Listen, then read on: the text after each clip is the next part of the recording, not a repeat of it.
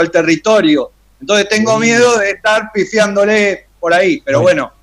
Buenísimo. Ahí, fíjate que al principio, en el primer capítulo, te hace el marco espacial, en el primer capítulo. Y dice, nosotros vamos a trabajar acá. Listo. ¿Bien? En el territorio franco. Listo. Eso lo deja bien claro. Perfecto. El que está muy bueno es, si vas avanzando en la lectura, hacia el final, cuando trabaja el despegue. ¿Bien? Y ahí lo deja. Ahora lo vas a ver cuando lo veamos en el power que sigue. Bueno, ahí estamos en 30. Había quedado algo pendiente. Bueno, Romero, lo cerramos.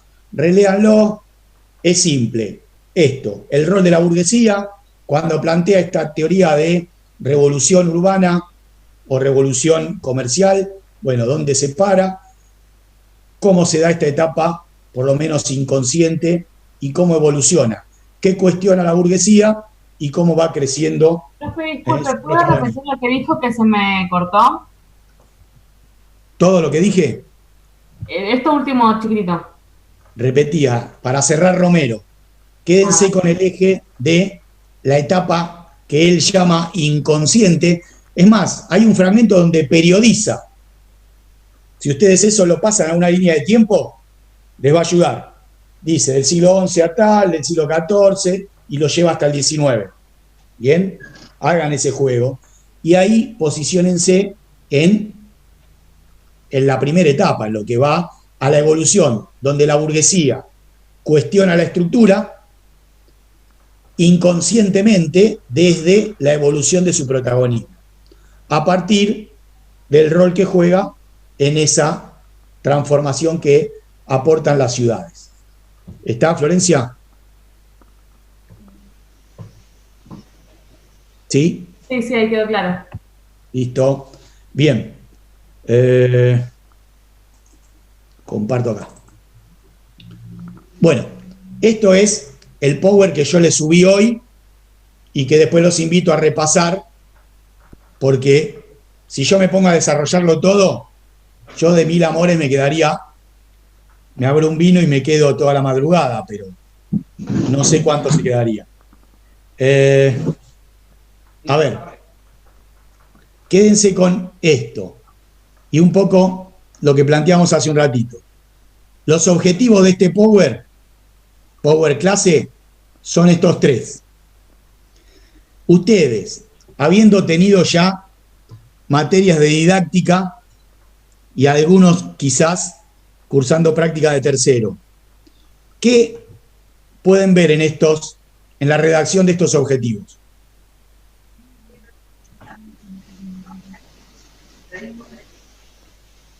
Como el verbo en infinitivo que... Bien, cuando uno va al diseño curricular y ve los objetivos o las expectativas de logro, ¿sí?, lo va a ver redactados en infinitivo, ¿no es cierto? Bien, buen punto. ¿Qué más?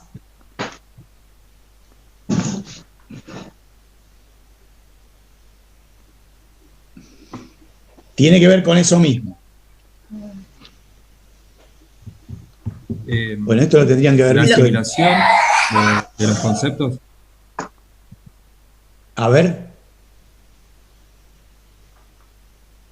Claro, a ver cómo cómo lo vemos adquirido el conocimiento, cómo lo elaboramos. Bien. Y eso sería responsabilidad de quién como actor educativo. Y de ambos, me parece, docente y alumno.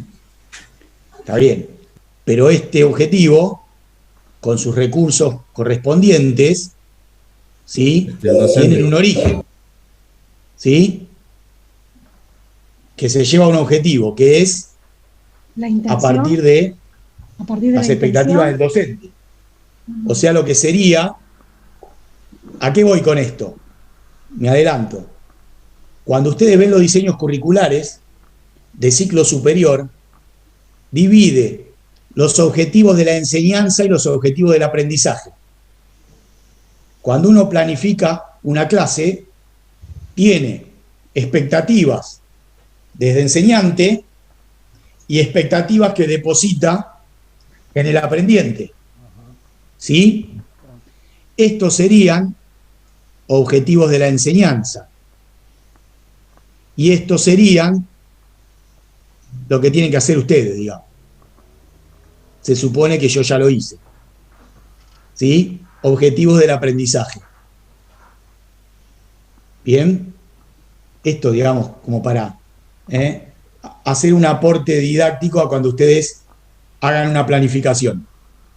Bien. Bueno, la idea es entonces recuperar lo visto y que ustedes terminen de comprender acá lo que charlamos hasta hace un rato. El urbanismo, las rutas comerciales, las cruzadas y cómo se consolidó el orden feudal. Siglo XI, siglo XII. No nos vayamos más allá. Comprender e interpretar cómo a partir de eso, del objetivo anterior, se reconfigura política y territorialmente el rol de las monarquías. Algo que preguntaba Alexis hace un ratito. Eso va a ocurrir en el siglo XIII. ¿Bien? Vamos acá. Estas ya se las di antes, pero le hice un agregadito acá. ¿Sí? Para que nos ubiquemos. Estamos acá. ¿Sí? En el cursor mío ahí arriba de la imagen. ¿Sí? Estamos acá. Siglo XI, siglo XII, siglo XIII. Acá para Leandro, que estábamos hablando recién. Dewey. La etapa de las conquistas campesinas y de las condiciones propicias para el despegue. Ese despegue, visto desde otro marco teórico, Anderson, Parain, es lo que llamamos el apogeo feudal, ¿sí? Que se da en el siglo XIII. ¿Bien? Todo este periodo es lo que llamamos, y si vamos al primer esquema que les puse en el Power anterior, la Baja Edad Media. ¿Bien? Para distinguir simplemente todos esos 1000 años en una primera transición, en una alta Edad Media, donde se conforma las bases, digamos, lo carolingio, las transformaciones del 10 y la Baja Edad Media. ¿Bien? Mapa. Este mapa lo vimos el otro día, ¿se acuerda? ¿Sí? Bueno, si ven, este mapa es del siglo XII-XIII. Allá tienen las referencias que los ayudan. Y les plantea el territorio de los capetos, Francia. Ahora fíjense, ¿cuál era el territorio que controlaban los capetos? Miren acá y miren acá. ¿Estás, Alexis, por ahí? Sí, acá estoy. Mirá, cuando vos hablabas del poder del rey, el poder que tenían los reyes, mirá, territorialmente es esta franjita de acá. Y en el periodo de Felipe II, que tiene, ahora lo vamos a ver muy rápidamente, una idea estadual y de control territorial, se expande acá, esto que está rayado. Se impone a los feudos que respondían a los Plantagenet, pero que le debían vasallaje a él. Y todo este territorio que vemos acá, ¿lo ves? También son feudos que le deben vasallaje al rey de Francia, pero sobre los cuales el rey de Francia no tiene poder territorial. Diego, cuando Anderson plantea que empieza a anexar todos los ducados y los territorios, yo pensé que justamente estaba anexando territorio de los señoriales y que se había hecho más grande el territorio. No es tan grande, yo pensé que A había... ver, el primero que empieza, Leandro, es Felipe II. En realidad empieza Luis el Gordo, Luis VI, con una idea. Después tenemos un conflicto ahí dinástico con Luis VII y Felipe II empieza esta idea expansiva. Después, más adelante, esta idea se consolida y Francia, la Francia de los Capetos, se encamina hacia la idea de un Estado feudal, o sea, de imponer a la monarquía por sobre los feudos, que es lo que decía recién, Leandro. Claro, ahí el problema que tuvieron es que el feudalismo cabal se dio antes que la monarquía, si yo no entiendo mal. Y después, a partir de ahí, es como que reorganizaron todo para intentar esa centralización. A ver, sí, es así. Vos tenés que entender esto no como dos cosas distintas, sino como parte de lo mismo. Sí. La monarquía intenta recuperar ese poder que le quedó solamente, digamos, cultural, lo empieza a entender desde lo territorial, a partir de los capetos, y la idea de centralizar. Pero para que eso se dé, tenemos que esperar hasta el siglo XVI. ¿Sí? Bueno, acá el mapa estaba bien gráfico en ese sentido. Cada uno de estos territorios va a tener una dinámica diferente. Fíjense lo que hablamos de los capetos. Ni hablar lo que va a pasar en España, que son reinos menores, disputando el territorio con el Islam. Ni hablar del Sacro Imperio. Me voy a ir para un ejemplo nada más para que vean. Miren este mapa. ¿Lo ven? Es del siglo XVI, ¿no? Pero decime acá, Alexis, ¿cuál es el rey? El rey ahí... Son todos esos. Todos esos son reyes. Hay tantos reyes como territorios. Juego de Tronos, parece. Esto es, mira acá, el Sacro Imperio Romano-Germánico en el siglo XVI. Por lo tanto, acá no hay Estado. Lo que predominó es la fragmentación. En Francia se va a dar, como bien decía Leandro ahí, el camino inverso. Francia va a ir de a poco, empiezan acá, Luis VI, Felipe II, a dominar los territorios. Pero es un proceso largo. ¿Bien? ¿Dónde podemos hablar de un Estado francés donde la monarquía se impone definitivamente a lo feudal? Luis XIV. Falta un rato todavía. ¿Bien? Inglaterra también tiene una dinámica propia, pero con muchos feudos, con presencia, como esta región. Recuerden que esta región es el origen de los normandos que conquistaron Inglaterra. ¿Bien? Bueno, y acá tienen un poco de todo, ¿no? Para divertirse, pero no vamos a eso.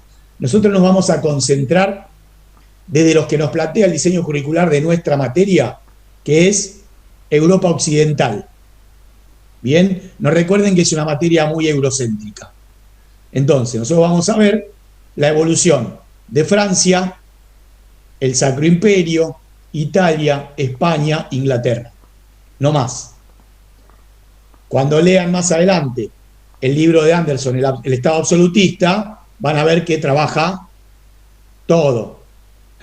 Pero nosotros nos vamos a concentrar solamente acá. Bien.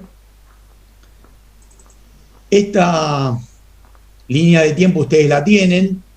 Yo se las di el otro día, la vuelvo a poner acá. Y acá voy a hacer algo muy rápido. Ustedes van a tener ahí diapositivas, no sé si alguno lo pudo ver hoy, cuando lo mandé, donde retomo un poquito una de las clases anteriores, donde había explicado la primera etapa de los capetos y de los Plantagenet. Hay dos diapositivas de los capetos. Ven que me posiciono temporalmente en el siglo XIII. Vamos a la anterior, siglo XII, siglo XIII. Bien, para posicionarlos temporalmente. Si pasamos a Inglaterra, lo mismo. Fines del XI, XII, XIII. Y acá menciono un poquito del XIV porque venía a cuento, digamos. Y el Sacro Imperio, lo mismo. Fines del XI, principio del XII, XII y XIII. ¿Bien? Si se bancan un ratito, hacemos un repaso rápido, solo para fanáticos. A ver, el otro día lo repasamos rápido. Los capetos, desde el siglo X, llegan al trono de Francia y van a estar hasta el siglo XIV. ¿Bien? Son los primeros que intentan, como decíamos recién, la idea de unidad territorial y someter a vasallos díscolos y mucho más poderosos que ellos. Normandía, por ejemplo, Aquitania, por ejemplo. Empieza con Luis VI y Luis VII la idea de un estado feudal. La dinastía cobra fuerza, presionando a los señoríos, contando con apoyo popular, enfrentando al papado y sus injerencias. Y una de las formas, y esto va a ser una constante en las monarquías, a partir de acá, de ganar territorios a partir de alianzas matrimoniales, que a veces salen bien y a veces salen mal.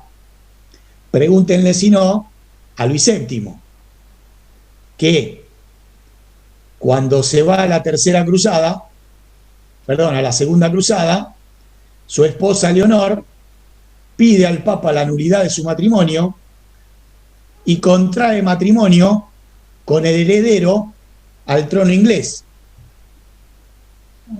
Y por lo cual, si vamos al mapa, lo que entra en conflicto acá es esta región, que por alianza matrimonial con Luis VII se incorporaba a Francia y por nueva alianza matrimonial se va a incorporar a Inglaterra. Bien, esto va a pasar muy seguido. Bueno, no nos quedemos ahí con la nota, la dejamos para Real, la intriga palaciega, para intrusos. Bueno, luego de Luis VII, Felipe II es quien sienta las bases. Felipe II es Felipe Augusto, reconocido como Augusto por esta idea también de tipo teocéntrico, con una fuerte autoridad, con apoyo popular, pero también aristócrata, que se va a enfrentar fuertemente al papado, al Sacro Imperio y a Inglaterra, que participa en esa tercera cruzada.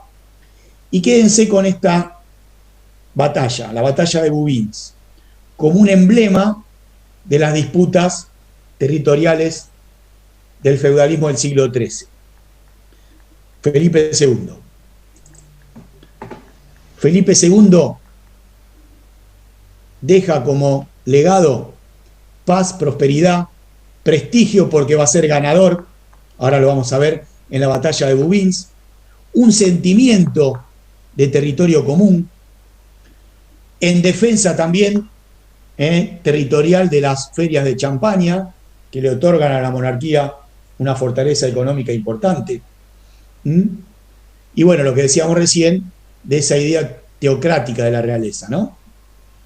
Bueno, los Luises lo continúan, habrán leído o habrán escuchado o visto alguna película también, no solo Luis VIII, sino Luis IX. La idea de Luis IX, de la cuarta y quinta cruzada en nombre de Dios, luego canonizado por la Iglesia, Luis el Santo. La idea también, siendo la raíz de una soberanía divina, de un rey que protege en nombre de Dios a su pueblo. Bueno, Y ya los Felipe III, Felipe IV, la idea de esa Francia como modelo monárquico. Pero fíjense que estamos fines del 13, lo que decíamos hace un rato. Entonces, una idea de Estado que tiene las intenciones de imponerse al particularismo feudal. ¿De qué manera podemos empezar a hablar de un Estado? Cuando es el mismo rey el que financia un ejército, el que tiene un cuerpo de ministros y una administración que intenta controlar el territorio. Es más, fíjense que a principios del 14, Felipe IV convoca a los Estados Generales, ¿sí? O sea, representantes de los distintos territorios a que discutan políticas de Estado. Más allá del poder que siguen teniendo los señores feudales. Aquí tenemos, luego de Felipe IV, problemas dinásticos. Acá tenemos la época de la peste negra y de la difusión de muchas crisis. Y los hijos, los tres, van a ser reinados menores, ¿sí? Estos tres, hasta que Carlos IV muere sin descendencia y tenemos un cambio dinástico. Termina los Capetos y comienza la dinastía Valois. Ya eso queda para más adelante. Los Plantagenet. A ver, nosotros habíamos visto esto. A ver, Guillermo el Conquistador, normando, desde Normandía, impone el control de los feudos con un carácter central, o sea, distribuye feudos, pero que responden a un poder central. Bien, y los controla con sheriff locales. Esto es muy inglés. Enrique I, heredero, bueno, atrae a los varones locales, o sea, negocia, pero muere sin descendencia. Esto lo vimos en la clase anterior, me parece. Hay una guerra civil y una disputa entre la familia Valois, apoyada por los varones locales, por Luis y por el Papa, y un reclamo de los angevinos, ¿sí? Por matrimonio. Durante esta guerra civil es cuando se da el matrimonio entre Leonor y Enrique. Cuando Enrique vence a los Valois y se corona rey de Inglaterra, también suma a Inglaterra el territorio de Aquitania. Bien, Enrique II también es considerado como uno de los primeros estadistas, a partir de su capacidad política, diplomacia, nutrir el gobierno de consejeros y administraciones, pero también vive, y esto muy propio inglés, intrigas palaciegas de su mujer, ¿sí? De origen francés, y de sus hijos. Ricardo, que no es otro que Ricardo Corazón de León, bien, que mientras está intrigando para condicionar el poder de su padre, luego se embarca a la Tercera Cruzada, muriendo allí. Si vieron la película de Robin Hood o alguna otra, hacen alusión a él. ¿Muere ahí en la cruzada? Bueno, ahí no hay se dice que sí, pero no hay un documento fehaciente. Muere en el camino. Exactamente dónde no está documentado. Si en la cruzada, en el camino o enfrentándose con quién. Bien. Profe. Sí. Pregunta rápida. ¿Esto tiene algo que ver con darle un marco teórico a la monarquía? Porque veo lo de la Carta Magna y no sé si va por ahí o eso falta todavía. Falta un... Mirá, la tenés acá la Carta Magna. ¿La ves la diapositiva? Sí. Falta un cachitín. Ok. Bueno, a la ausencia de Ricardo, aún durante la cruzada siendo rey, su hermano Juan, el protegido de Leonor, busca la corona. Esto en la película, ¿la vieron la película Robin Hood, la de Russell Crowe? Sí, lo plantea, ¿no es cierto? Desde el punto de vista de Hollywood. Pero en esa película trabaja mucho de estos aspectos. el poder de los varones que le disputan a Juan el poder. Es más, la película termina leyendo la Carta Magna. ¿Se acuerdan de la película? Bien. Bueno, esos varones locales van a ser fundamentales en la historia de Inglaterra. Y Juan hereda esa crisis, producto de la ausencia de Ricardo y de las intrigas posteriores a Enrique II, y se mete en la batalla de Bouvines contra Francia, que también le va a costar serios dolores de cabeza. Raíz de la derrota de Juan, hay un cambio también en la monarquía. A ver si vemos acá. Juan es reconocido como Juan sin tierra. ¿Por qué? Porque a partir de la derrota en Bouvines, a manos de Francia, lo que pierde son los territorios que había heredado por la alianza matrimonial. Por eso Juan quedó para la historia como Juan sin tierra. Bien, como el responsable de aquello. Y también en su contexto de crisis, pierde el poder político en manos de los varones que le imponen la Carta Magna y el funcionamiento de un parlamento. Ya en ese contexto, estamos hablando del reinado de Enrique III, que va a funcionar con un poder, vuelvo acá a la diapositiva,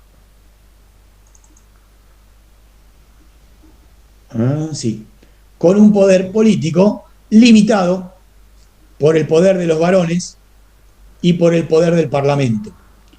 Esa Carta Magna limita el poder de la monarquía. Ahí llegamos, Leila. ¿Sí?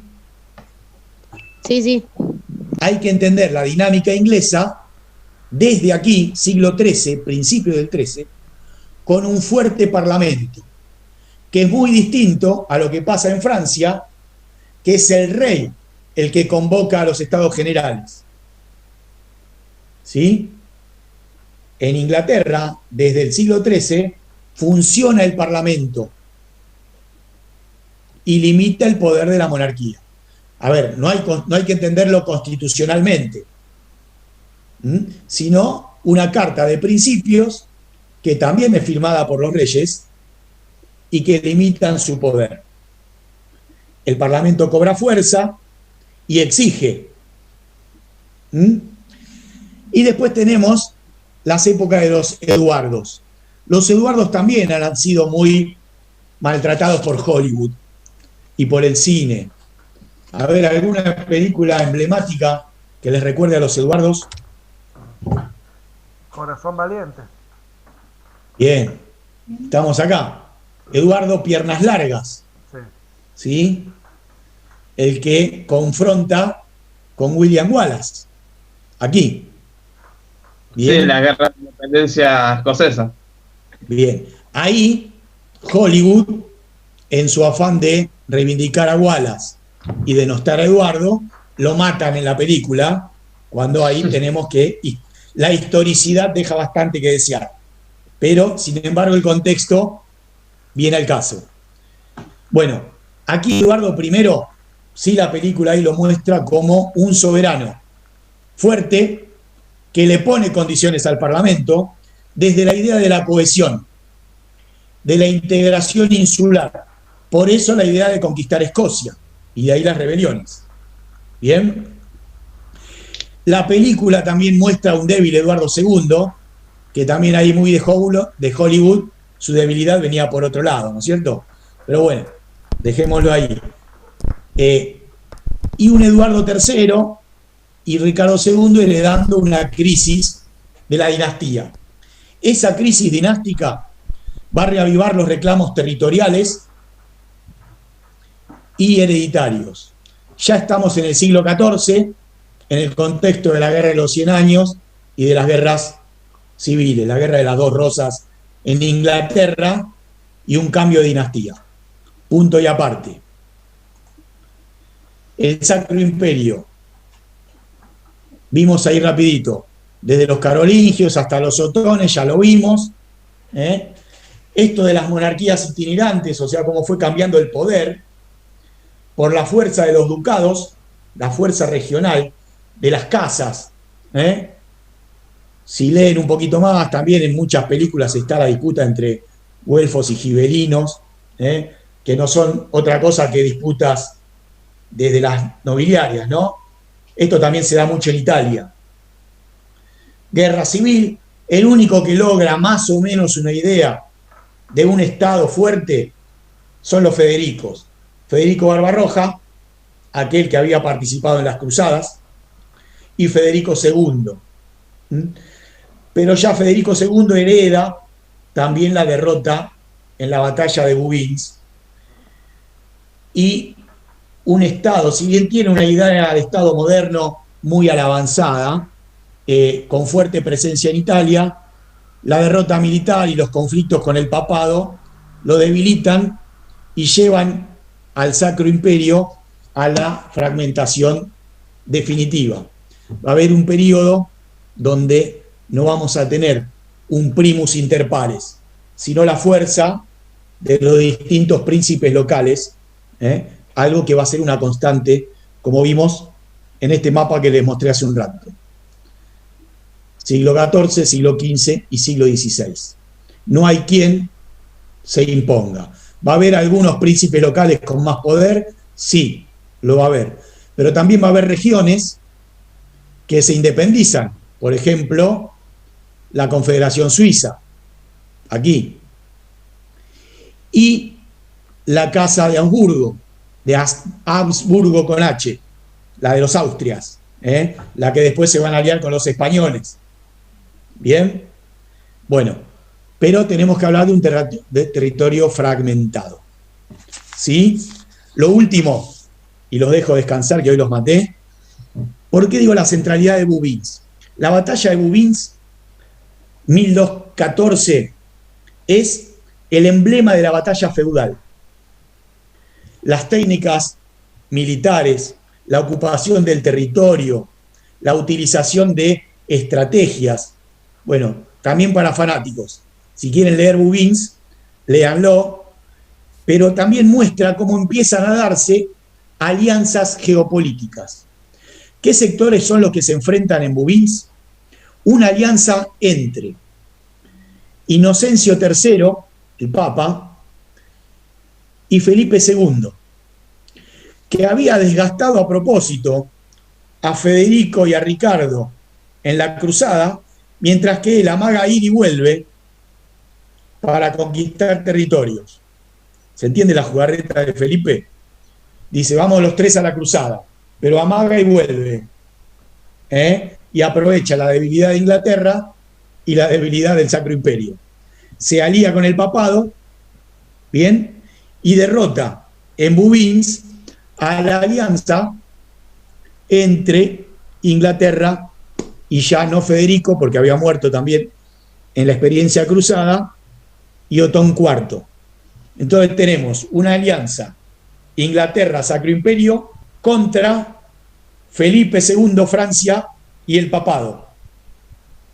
Los triunfadores son el papado y Francia, por lo cual el papado se impone ante la puja en el territorio italiano al Sacro Imperio, condenándolo a la fragmentación, y Felipe se impone en los territorios que eran ocupados por Inglaterra en Francia. Bien, también acá entra esto de los güelfos y gibelinos. Los reconocidos güelfos eran criticados como los amigos del Papa. Les repito, esto va a pasar en Italia hasta el día de hoy. Las familias nobiliarias güelfas, aliadas del Papa, son los que triunfaron aquí, por encima de las casas gibelinas, aliadas con Inglaterra y con el Sacro Imperio.